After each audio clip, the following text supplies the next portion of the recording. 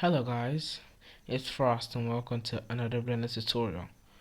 Well, today we're gonna be covering the things I forgot to teach you guys in the first tutorial, cause I think I missed some things.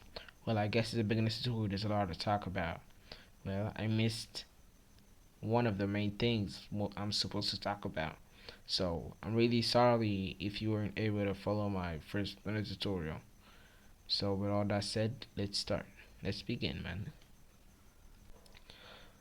Okay, so firstly, we're gonna start with the navigations. The key thing that the last video actually lacked was the navigations. So after that, we're gonna skip to today's main topic. Okay, so if this is your first time moving around the 3D space, buckle up your seatbelts, cause it's gonna be really fun. To navigate,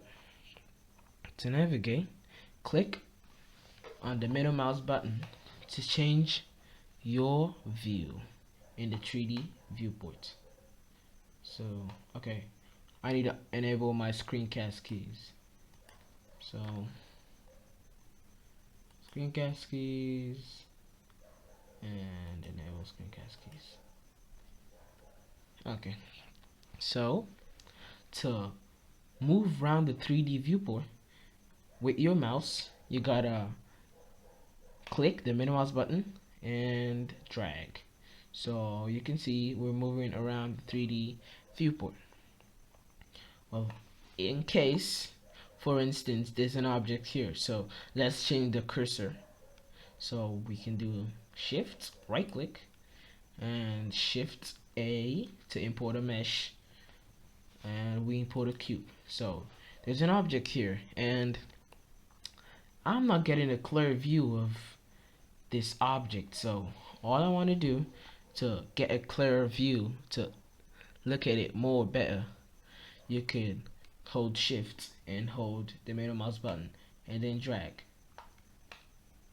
So with that, we have moved the concentration of the view. And if you want to zoom in, you could just roll your middle mouse button forward. If you want to zoom out, you could just roll it backward. And all this can only be obtained if you have a mouse. But in case you lack equipment, Blender still has something installed for you. So this bar here could do everything a mouse could do. So if you want to move around the axis to look at a better view, you could just click on one of these and look around. Just click and drag. You could just click and drag.